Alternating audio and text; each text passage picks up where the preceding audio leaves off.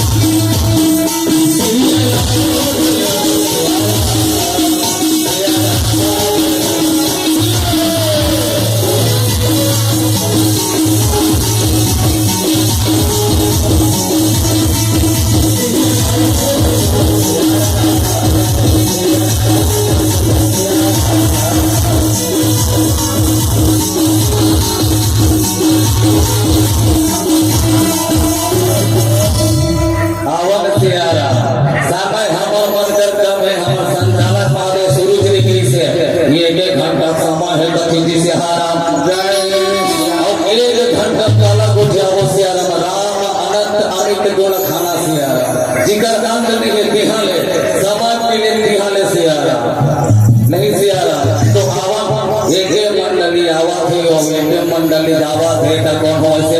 सम्मान पर कथि जिसे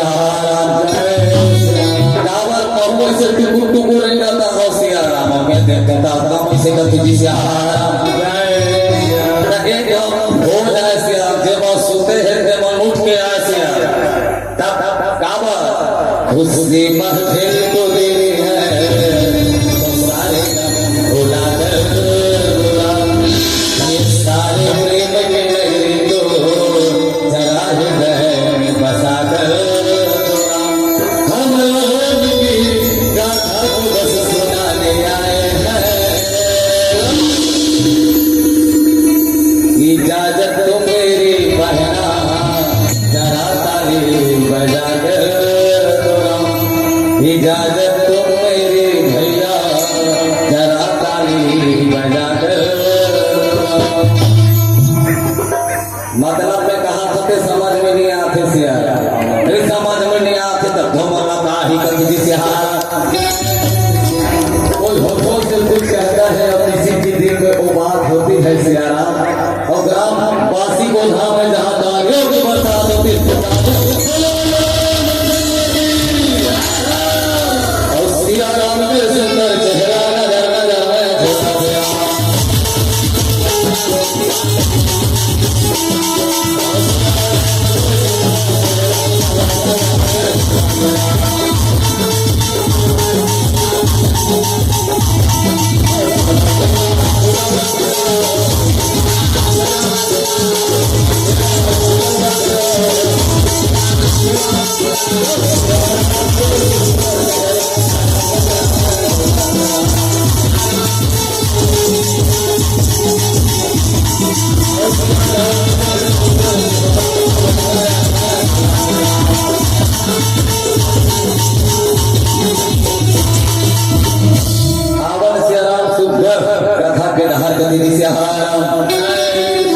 हमार संचालक गुरुदेव बलाद्री से हमार कथा लसिया हमार कथा का है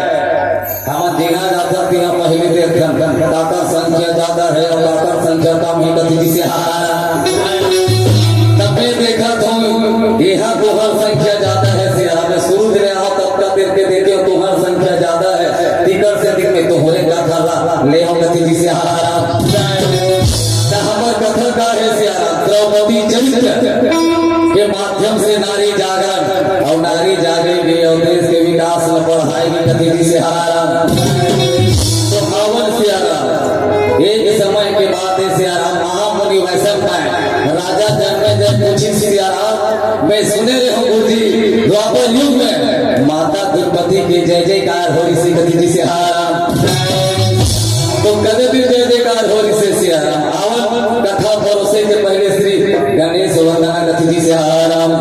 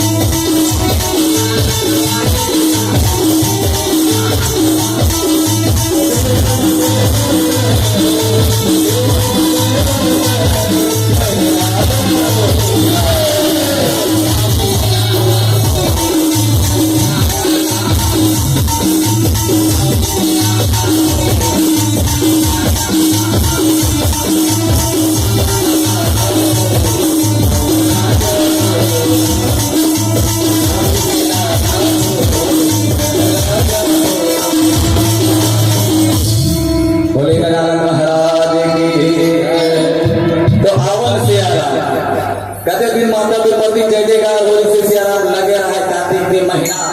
और दिवाली तिहार के बाद एक तिथि से हाराम अभी कार्तिक महीना चला थे सियाराम कुआर नवरात्रि के पर्व चला थी ओकर बाद कार्तिक के महीना और दिवाली तिहार लग जाती तिथि से हाराम और दिवाली तिहार लगते तो हम नहीं मन के अपना गोटा सियारा नहीं सियारा ऐसो पानी हल्का में गिरे यहाँ ले हमार चावरा ओदर के सियारा तो हमार लोग नहीं मन कैसे करते बनना थे आपकी बात है तेरा यहाँ पर गति सियारा नाच के दे रहे अपनी पर सियारा भले और केटर हमार भूल थे नहीं सियारा अब अगले साल के को डाल घर अब ये सब फिर दिवाली ही तब सारा कभी से हारा एक नेता है सियारा दिवाली तिहार सुखर और लड़का और काला सजाते सियारा मारकी और मारियाना कभी से हारा आज वाला लासा तो नाच के आगे वहां देवरी नाच के आगे वहां पासिक में तैयारी लगा थे कभी से हारा और का थे हम लड़का और सियारा और तेरी हरी लड़का ले जो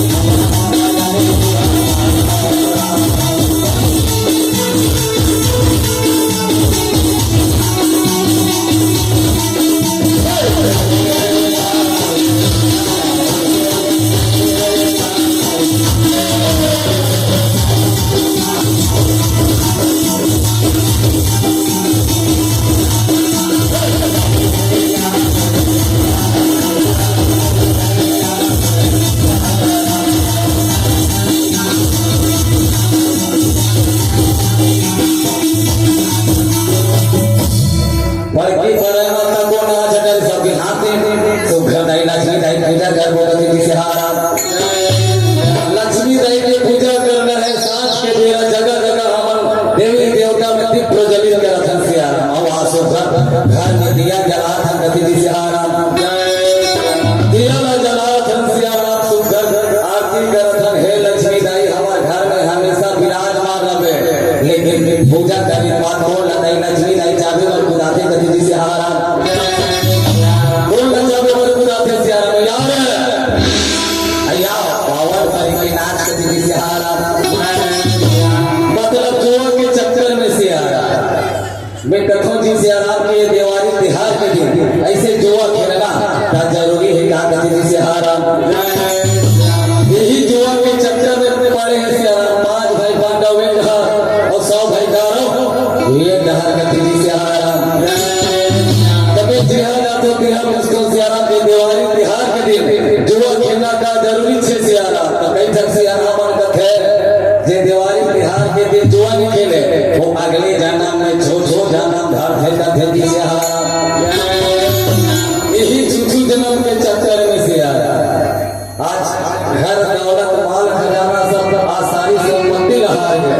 कतो घर उजड़ गए से आया कोनो कहीं के से आया कि मैं यहाँ जुआ खेल के बड़े बड़े घर बना जी नींद बना है गति से हारा हम नाच गए काम डोगरा बाबा कहा है बेटा का बेसवा एक रुपया 10,000 जुआ खेलने पर गति से हारा मेरे के जो हमारे बाबा ला सियाराम के जुआ का चीज है तो दादा खेले है जुआ सारी संपत्ति हार के कहूँ भी रंगम जा ऐसी गति से हार